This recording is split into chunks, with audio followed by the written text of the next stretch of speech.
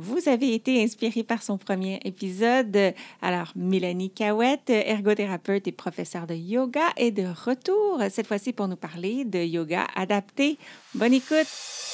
Et juste au cas où ceci est ton premier épisode, Bouger pour grandir est conçu pour stimuler les réflexions et répondre aux questions des professionnels de la santé, de l'éducation et bien sûr des parents qui accompagnent les enfants dans leur développement moteur, mais pas que. Et moi, je m'appelle Josiane Caron-Santa, je suis ergothérapeute québécoise, canadienne, formatrice internationale dans le domaine du développement de l'enfant, autrice du livre Bouger pour grandir, le petit cousin du podcast et surtout passionnée de faire connaître la facette pédiatrique de mon métier, l'ergothérapie. Sans plus tarder, poursuivons avec l'épisode d'aujourd'hui. Rebonjour Mélanie, on est vraiment heureux de te revoir pour poursuivre la discussion qu'on avait entamée sur le yoga parce qu'on a vraiment appris beaucoup. On avait abordé le yoga en tant qu'activité physique sportive qui permet de bouger ou de ne pas bouger pour grandir. Et là, on avait fait appel à Mélanie, la professeure de yoga. Et maintenant, dans ce deuxième épisode, on va miser sur ton expertise en tant qu'ergothérapeute qui accompagne des enfants avec des besoins particuliers au niveau de la pratique du yoga, mais aussi par l'utilisation du yoga pour atteindre d'autres objectifs touchant le fonctionnement de l'enfant. Est-ce que tu peux nous rappeler pour ceux et celles qui n'auraient pas écouté notre premier épisode, qui tu es, où tu travailles, mais surtout en tant qu'ergothérapeute, comment tu as développé cette expertise-là du yoga en tant que modalité thérapeutique avec les enfants? Oui, bien sûr. Donc, en ce moment, je suis ergothérapeute en pratique privée à Montréal, au Québec. Et je me concentre dans les services auprès des familles, des jeunes, donc je dis jeunes, mais c'est 0 à 21 ans. La plupart des jeunes de ma clientèle ont des diagnostics ou pas, ou des hypothèses de diagnostic, par exemple, de difficultés, de troubles d'attention, de difficultés de comportement, difficultés d'attachement, de troubles de coordination parfois, d'autisme, de douance, dans ces eaux-là. J'ai aussi des jeunes qui ont des paralysies cérébrales, par exemple, des déficiences motrices, des jeunes qui ont des handicaps visuels. Donc, plusieurs types de personnalités, de profils différents. Et puis, le yoga, pour moi, c'est un outil. Ça rajoute dans mon coffre à outils des moyens d'intervention pour travailler avec les familles et avec les jeunes. Et puis, tout ça, ça m'est venu d'une passion personnelle pour le yoga, finalement, dans ma pratique depuis l'adolescence où j'aimais pratiquer le yoga pour moi. Puis, au fur et à mesure des années, j'ai eu envie d'explorer, de me dire, peut-être que je pourrais intégrer une position, une respiration dans ce contexte-là, avec tel client. Et puis, le grand déclic, mon meilleur professeur, en fait, a été un jeune autiste que je suivais depuis tout petit, que je connais encore, qui est rendu à 22 ans, je pense, maintenant, que j'ai connu à 3 ans. Puis, avec qui, en fait, j'ai commencé à faire du yoga quand il est arrivé à l'âge de 10-12 ans. On était dans un moment où, très humblement, je savais plus trop quoi faire avec lui en ergothérapie comme ergothérapeute. C'est un jeune autiste qui avait pas de moyens de communication, ni visuel ni verbal, qui était pas vraiment capable de faire d'imitation, qui était très dépendant dans toutes ses activités de la vie quotidienne, qui montrait peu d'intérêt pour les jeux puis les activités. Donc, c'était pas évident de trouver des choses à faire, des activités à faire avec lui, des objectifs et tout ça. Je voulais continuer de soutenir la famille, et le jeune, mais je me sentais dans un cul-de-sac. Je me suis dit, essayons voir le yoga dans un contexte où il semblait pas intéressé, communiquait pas vraiment, était pas capable d'imiter. Donc, ça a été vraiment une pratique où j'ai beaucoup appris de lui, finalement, à voir comment est-ce qu'on peut adapter et décortiquer et rendre de plus en plus simple le yoga pour arriver finalement avec des semaines, des mois, des années de pratique à un jeune qui finalement s'est mis à je pourrais dire qu'il pourrait être capable de faire une pratique de yoga de niveau intermédiaire, là, adulte en ce moment. Donc, toute une évolution qui s'est passée. Puis ça a été pour moi, c'est vraiment une source d'inspiration. Puis je me suis mis à chercher à rendre accessible le yoga, enfin, plus de jeunes possible. On le remercie de t'avoir inspiré parce que c'est nous qui en bénéficions aujourd'hui. Est-ce que tu nous rappellerais, c'est quoi un ergothérapeute? C'est quoi l'approche de l'ergothérapie et comment le yoga vient s'insérer dans le travail de l'ergothérapeute? Bien, une ergothérapeute, en fond, c'est une personne professionnelle qui va accompagner les jeunes dans leur développement, qui va accompagner les familles à se trouver des trucs pour être bien, pour être capable de faire les choses qui sont importantes pour elles dans leur vie quotidienne. Donc, on peut avoir en ergothérapie des objectifs, par exemple, d'aider un jeune à développer son autonomie à manger, à s'alimenter par lui-même, à utiliser des ustensiles.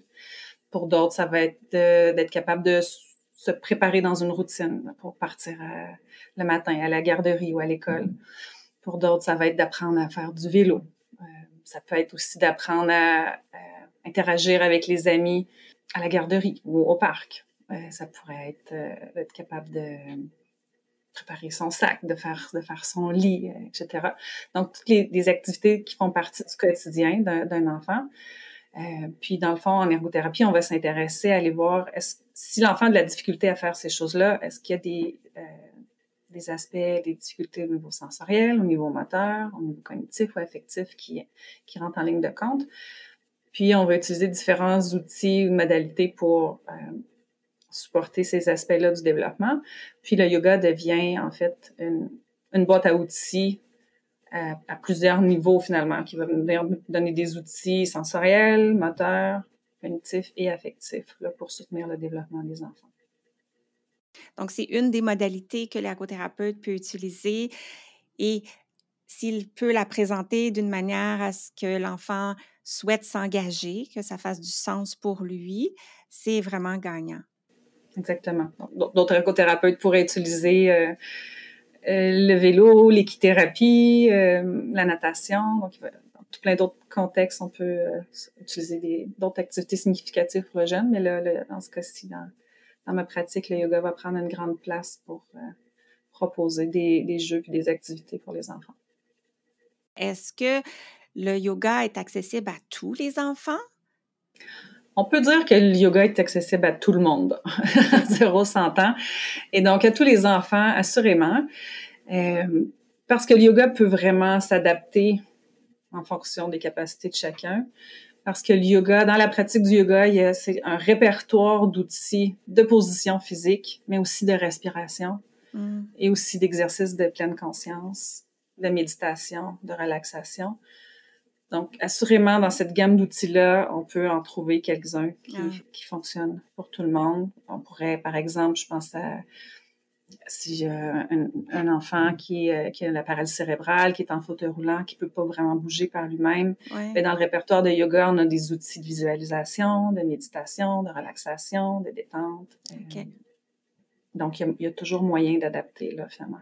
Parce que c'est comme tu disais dans l'épisode précédent, c'est une activité qui, à l'origine, était pour les aspects plus mentaux et auquel le physique est venu s'ajouter. Donc, on peut aller dans la direction qui est accessible à l'enfant avec les outils pour le faire aussi. Exactement, oui. Est-ce que tu nous donnerais des exemples d'adaptation possibles avec des défis en particulier? Par exemple, un enfant qui serait hyperactif, avec ou sans peut-être un diagnostic de TDAH. Donc, il y a de la difficulté à s'arrêter. Il est très, très, très excité. Comment on pourrait adapter la pratique du yoga pour ses besoins?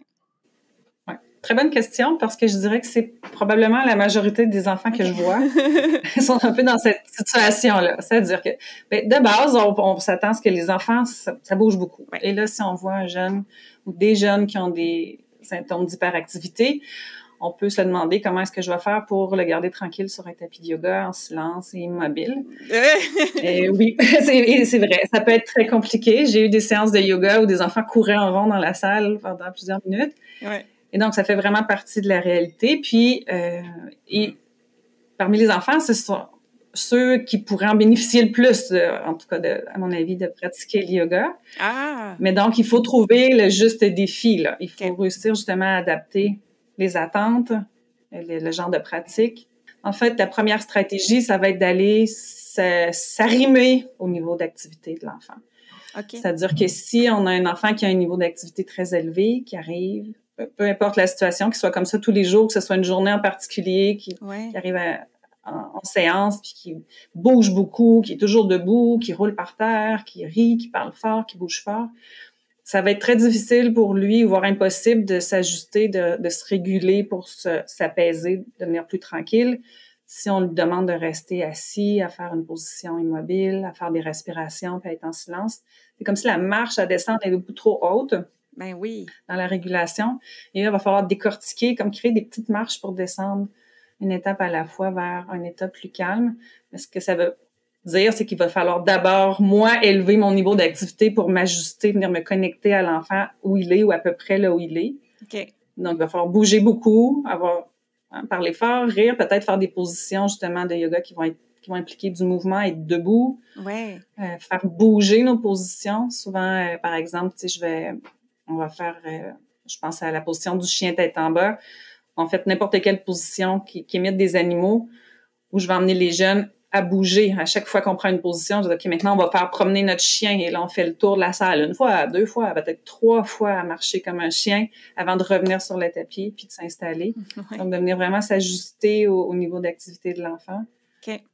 Pour commencer en bougeant puis de diminuer finalement l'intensité des activités au fur et à mesure que le temps passe. Hein. Donc, l'activité va rejoindre l'enfant et non amener l'enfant à rejoindre l'activité. Exactement. Ouais. Et si on a un enfant qui peut ou pas avoir un diagnostic d'autisme qui n'est pas engagé visuellement, par exemple, c'est difficile d'imiter une position où l'activité ne semble pas faire du sens ou il y aurait peut-être de l'autostimulation au niveau des mouvements en lien avec ses émotions, sa régulation. Comment on pourrait adapter pour cet enfant-là? Oui. Dans ce cas-ci, ce que je trouve qui va faire une grande différence, c'est d'aider justement l'enfant à faire du sens avec l'activité. C'est-à-dire que peut-être qu'il n'a jamais fait ça, il ne sait pas trop où qu'on s'en va. Ouais. Comme ça peut être difficile pour lui de percevoir justement ou d'imiter ou de percevoir les informations sociales autour de lui, à comprendre c'est quoi nos attentes et tout ça. Il faut rendre ça plus clair et donc ça va beaucoup passer par des supports visuels. Exemple, tu sais, pour plusieurs jeunes autistes avec lesquels je joue au yoga, je vais utiliser un tableau blanc en début de séance pour leur faire une liste de ce qu'on va faire ensemble. Donc, je fais un petit plan de la séance. Okay. Je vais mettre une minuterie ou un timer pour montrer. L'activité va durer tant de temps. Ben donc, oui. déjà, ça, oui. Il y a un début, il y a une fin, on structure un petit peu pour rassurer, en fait, hein, parce que c'est un peu ça. Puis, souvent, quand il va y avoir aussi de l'autostimulation, tout ça, ça peut être des façons de se réguler parce qu'ils savent pas, ils sont un peu stressés ou anxieux par rapport à ce qu'ils ont à faire.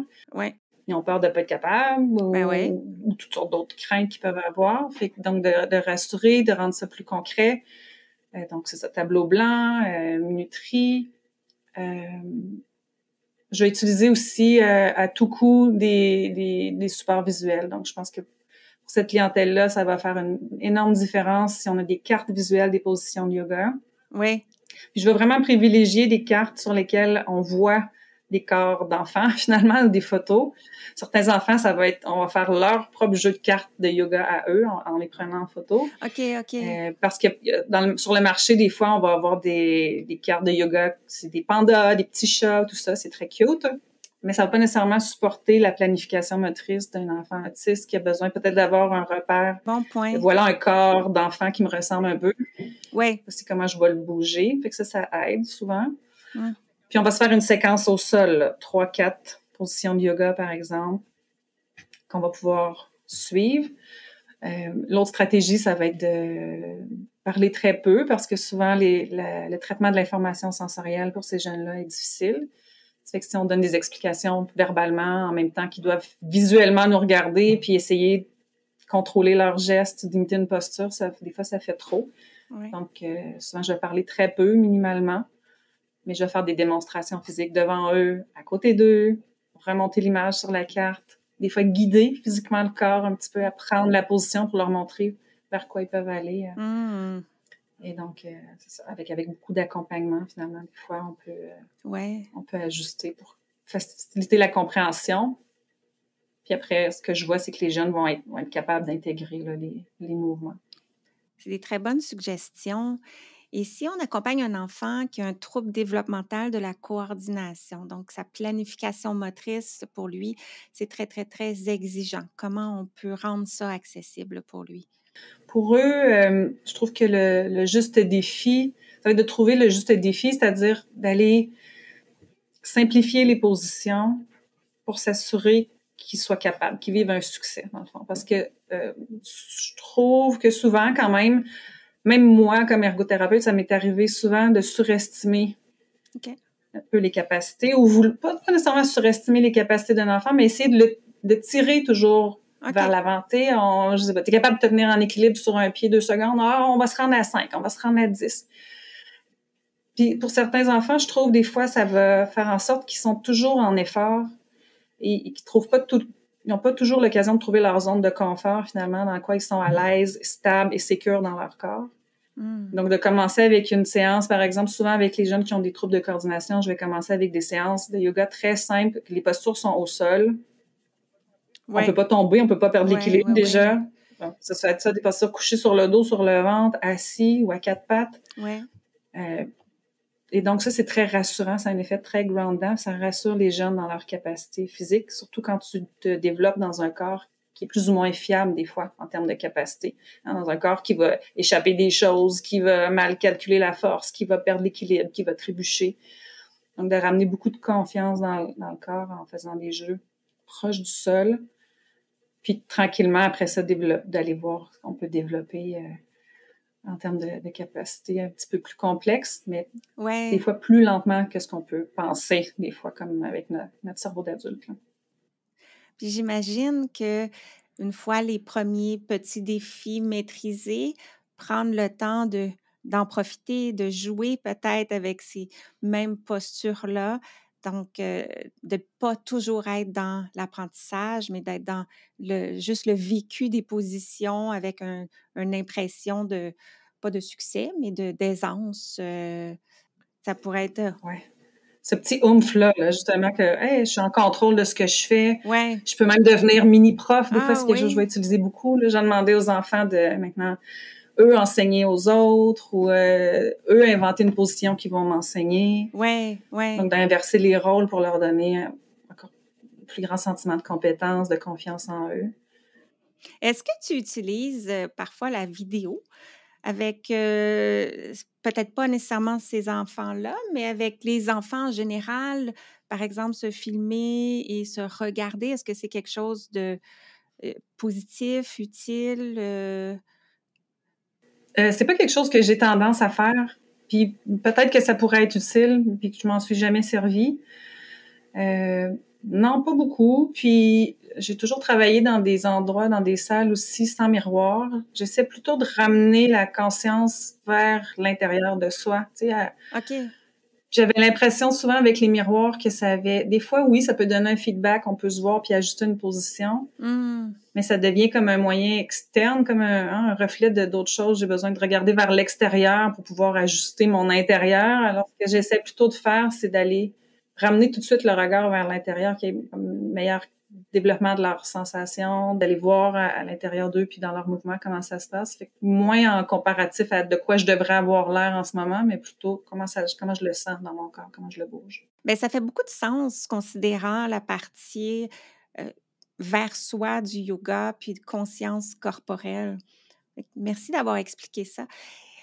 Au niveau des enfants qui auraient des particularités plus musculo-squelettiques, par exemple un enfant dont le tonus est moins ferme, donc un enfant plus mou ou avec des articulations qui sont plus flexibles, donc un enfant qui se sent moins stable dans son corps. Est-ce qu'il y a des adaptations nécessaires pour le yoga? Dans cette situation-là, on va plutôt chercher à développer la stabilité puis la musculature, en fait. Puis on va pas aller chercher à développer la flexibilité. Ouais. Je dirais qu'en général, parce que en yoga pour adultes, souvent quand on va dans des cours pour nous, on va travailler beaucoup la flexibilité. Ouais. C'est quelque chose qu'on va travailler plutôt justement chez les adultes et en vieillissant. On veut garder notre mobilité articulaire en vieillissant.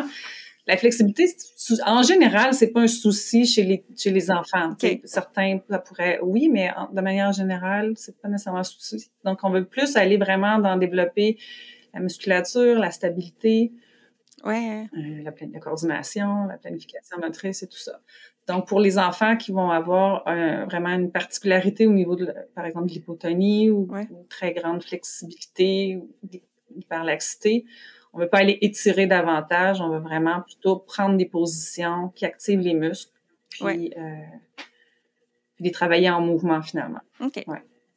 On vient de parler des adaptations possibles pour l'activité de yoga, pour une pratique générale, pour le bien-être et le développement moteur. Mais maintenant, on peut utiliser le yoga comme modalité d'intervention pour aller travailler plusieurs autres objectifs, comme tu as nommé en début d'épisode.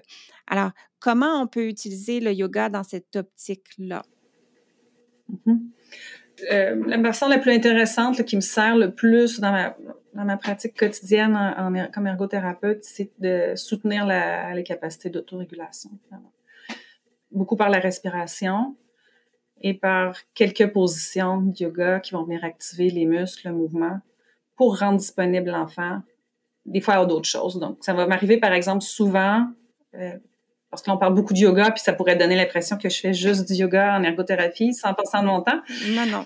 Mais dans une séance avec un enfant, ça pourrait être que toute l'activité est axée sur le yoga, mais souvent, ça va être quelques respirations, une position ou deux de yoga qui vont m'aider, dans le fond, à rendre l'enfant disponible à d'autres interventions après qu'on a envie de faire. Ça pourrait être pour l'écriture, par exemple, pour la calligraphie, l'utilisation du clavier, mais le jeune arrive dans ma salle à la fin de l'après-midi, puis il est un peu fatigué de sa journée à l'école. Il est 16 heures, puis bon, on veut faire une autre intervention. Fait que prendre une petite pause où on va faire un jeu de respiration, faire 2-3 positions de yoga qui vont permettre aussi de réveiller les mains, par exemple, si je fais une position avec de la mise en charge sur les mains. La position de la vache ou du chat ou du chien. Donc, stimuler la sensation, la proprioception dans les épaules, les mains. Ça va nous aider, dans le fond, finalement, à préparer notre séance d'écriture. Oui. Qui s'en vient après. Tout à fait. Pour une motricité fine ou tout ça. Donc, cet aspect-là de co-régulation va être super important dans nos séances comme ergo, mais après, dans la vie de tous les jours, c'est quelque chose que j'enseigne sans arrêt aux parents, aux éducateurs, aux enseignants en milieu scolaire. Comment est-ce qu'ils peuvent reprendre ces jeux de respiration-là? Quelles positions ils pourraient utiliser en groupe ou en individuel? Dans un 5 minutes au retour de la récréation, avant un examen, pour les parents avant d'aller chez le dentiste, avant un rendez-vous médical, pour aider à s'endormir le soir. Donc, plein de petits... tout le temps. Des petits 5 minutes par-ci, par-là où on peut glisser nos stratégies. Puis c'est ça qui va aider le plus au quotidien. Oui. Et tantôt, tu avais parlé d'habileté sociale. Comment le yoga peut favoriser ça? Dans les activités de groupe en yoga, je trouve que c'est une façon vraiment intéressante de venir travailler parce qu'on va faire des jeux en petits groupes ou en grands groupes, puis il va y avoir des tours de rôle à faire. On va engager les enfants à, par exemple, justement inventer des nouvelles positions ou à trouver des façons de faire une posture à 2 ou à 3 ou à 4. Ah oui, ça c'est le fun. On va engager, par exemple, les enfants à inventer une histoire à partir de cartes de yoga. Par exemple, je vais encourager les enfants à piocher 4, 5, 6 cartes de position de yoga, puis de les travailler en équipe pour inventer une histoire dans laquelle ça va intégrer le chien, l'aigle, la montagne, construire une histoire avec ça, qui vont pouvoir nous présenter, puis qu'on va pouvoir faire les positions tout le monde ensemble au fur et à mesure qu'ils racontent l'histoire.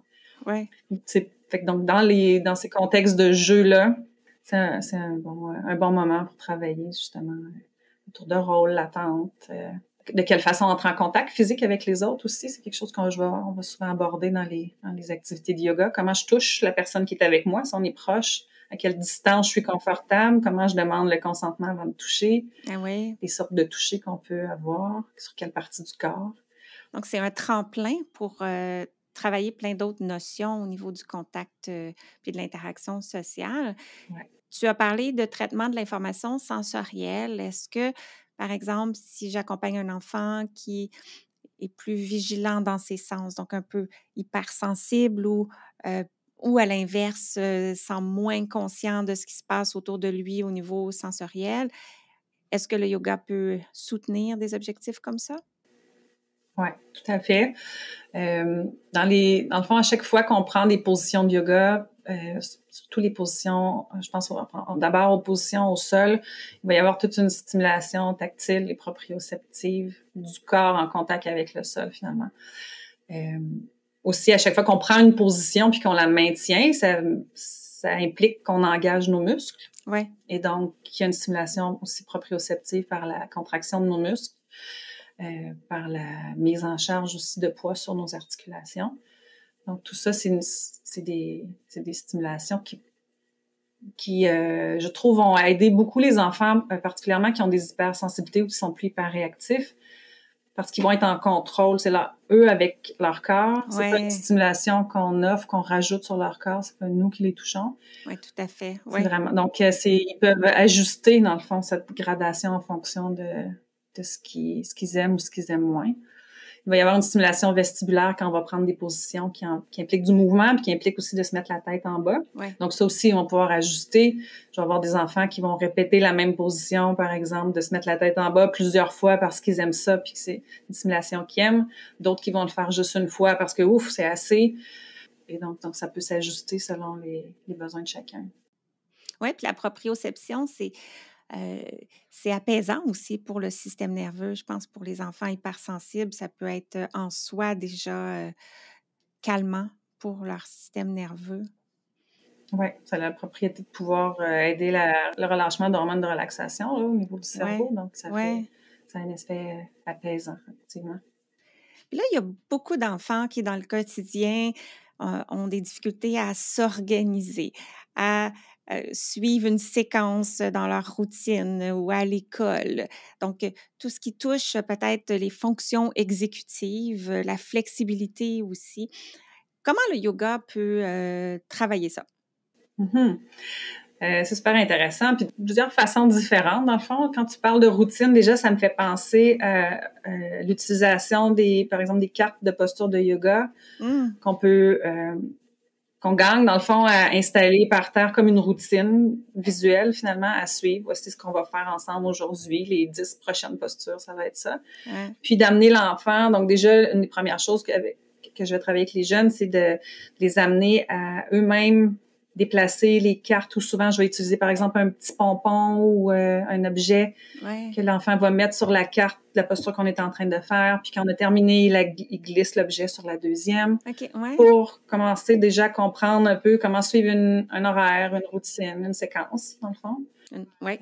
Fait que donc, que l'enfant suive la séquence que j'ai placée. Dans un deuxième temps, ça va être plutôt de demander à l'enfant choisir des cartes ou à partir des cartes que moi j'ai choisies, si par exemple j'ai des objectifs plus précis, des postures que je veux qu'on travaille, ben à partir de ces cartes-là, veux-tu les placer dans l'ordre que tu voudrais faire aujourd'hui? Encore une fois, peut suivre la séquence. Ça se passe aussi toutes les fonctions exécutives par amener les enfants à imaginer aussi dans un animal, par exemple, ou la posture avant de commencer à la faire, puis de les guider plutôt que leur demander d'imiter parfaitement la même chose qui est sur le livre ou la position que je prends. Je vais avoir plutôt tendance à leur demander, avant même de montrer quoi que ce soit, comment est-ce que tu peux faire dans ton corps aujourd'hui la position de la montagne ou la position de l'étoile. Puis de voir un peu vers quoi les enfants vont aller. Mais ça engage, dans le fond, le processus de réflexion pour eux. Commencer à imaginer, OK, une étoile, ça ressemble à quoi? Comment est-ce que je pourrais faire avec mes bras, avec mes jambes? Puis là, on va voir toutes sortes de positions d'étoiles émerger selon les enfants. Il va y avoir des étoiles debout, il va y avoir des étoiles qui sautillent, il va y avoir des étoiles couchées sur le dos par terre. Il y en a qui vont faire des étoiles juste avec leurs doigts. Et là, on peut partir de ça pour s'imiter un et l'autre. Et donc, c'est vraiment en laissant les enfants prendre la place aussi dans les jeux de yoga, dans l'invention de nouvelles positions. Comment est-ce qu'on pourrait faire ça à 2 ou à 3? Genre, hier, là, j'étais avec une famille dans ma salle, justement, puis on faisait la position du bateau, là, assis au sol, en équilibre sur les fesses, les jambes et les bras qui décollent du sol, là, ça va travailler fort les abdos. Puis là, pour leur donner un défi familial, je leur ai demandé comment est-ce que vous pourriez faire le bateau ensemble de façon à ce que vos pieds se touchent. Ouais. Donc, cette résolution de problème-là, en équipe, là, le frère, la sœur, le papa qui s'installe et qui commence à chercher des façons. C'est le fun. Ouais. C'est des fonctions exécutives, c'est de la résolution de problème. Puis en plus, c'est de l'attachement. Ouais. C'est l'aspect relationnel entre tous les membres de la famille aussi qui se la connexion. Qui se développe autour de ça. J'aime ça, le lien avec l'état, quand tu dis comment tu pourrais le faire aujourd'hui, ou peut-être en lien avec les émotions. Hein, si l'enfant est plus heureux ou plus triste par rapport à quelque chose, ça change. Comment est ton étoile aujourd'hui? Ouais. Parce que ça change selon notre journée, exact. Puis cette phrase-là, moi, m'a permis de vraiment pouvoir adapter. Ouais. Par exemple, à un moment donné, je faisais des activités de yoga dans mon groupe. Il y avait des jeunes qui avaient des capacités physiques très, très différentes. Je faisais une activité la fin de semaine, puis donc il y avait des jeunes, par exemple, il y avait un jeune qui était en fauteuil roulant, il y avait un jeune qui était autiste, il y avait un jeune qui avait une déficience visuelle. Alors là, c'était un défi pour moi de dire qu'est-ce qu'on va faire que tout le monde va être capable de faire. Puis il n'y en avait pas ça de position que tout le monde peut faire ensemble parce que chacun avait des particularités tellement différentes. Puis ma stratégie, ça a été de dire à chaque fois, bon, mais si on pige la carte de la position du pont ou la position de la vache, c'était comment est-ce que tu peux faire une vache avec ton corps aujourd'hui ou l'étoile. Et là, j'avais 5, 6 étoiles différentes en fonction, mais tout était bon en fait. Là, c'est ça. Puis chacun y allait avec ce qui pouvait bouger dans son corps aujourd'hui. Ça va avec l'acceptation de la différence. Exactement, ouais. Mais là, on est toutes très motivées à intégrer du yoga dans nos activités d'ergothérapie, dans notre groupe, au service de garde et en classe, au préscolaire. Alors, où on va pour en savoir plus? Où on peut se former si ça nous intéresse d'aller plus loin? Oui. Bien, déjà, je peux proposer mes services à ce moment-ci. Il n'y a pas beaucoup de formations en yoga spécialisées pour les enfants qui ont des besoins particuliers. Personnellement, c'est une professeure américaine avec qui je me suis formée. Il n'y en a pas beaucoup. Il y a des livres que vous allez pouvoir trouver sur le sujet, en anglais principalement. On pourra mettre dans les références, si vous voulez, là, quelques idées de livres de yoga adaptés.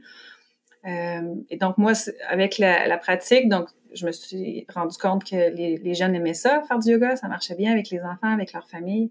Il y avait beaucoup de demandes.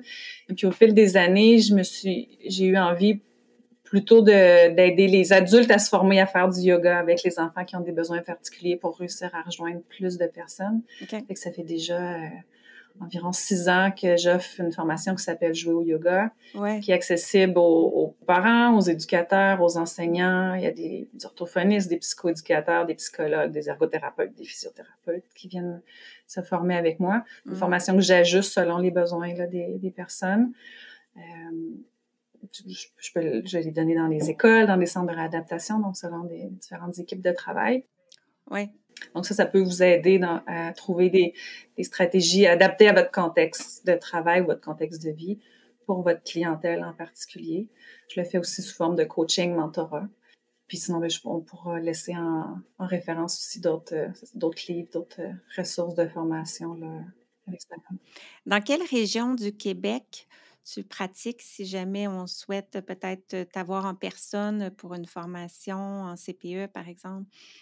Oui, je suis à Montréal. À Montréal, OK. Je me déplace. Okay. Je me suis déplacée en région et à l'international aussi pour donner des formations. C'est une formation que je donne aussi en direct sur Zoom. Okay. Donc, ça peut être vraiment accessible de n'importe où sur la Terre. Donc, aucune barrière pour se former en yoga adapté. Pas de barrière de distance. C'est ça. Bien, je te remercie vraiment, Mélanie, d'être venue nous parler de yoga au cours de ces 2 épisodes. On a appris beaucoup et on te souhaite bonne continuité avec la formation des éducateurs, éducatrices, intervenants du Québec et du reste du monde entier. Merci beaucoup pour l'invitation. Bye! À la prochaine. Bye bye. Merci d'avoir écouté et à bientôt pour notre prochain épisode. Et d'ici là, vous pouvez me retrouver quotidiennement sur les réseaux sociaux, consulter mon blog et profiter de mes ressources gratuites en joignant ma communauté au josiannecaronsanta.com/guide. Le podcast Bouger pour grandir est une production de l'Académie de formation JCSI, des formations en ligne sur le développement et fonctionnement de l'enfant de la perspective de l'ergothérapie. C'est tout pour cet épisode et sur ce, je vous dis à très bientôt pour continuer à parler d'ergo. Bye!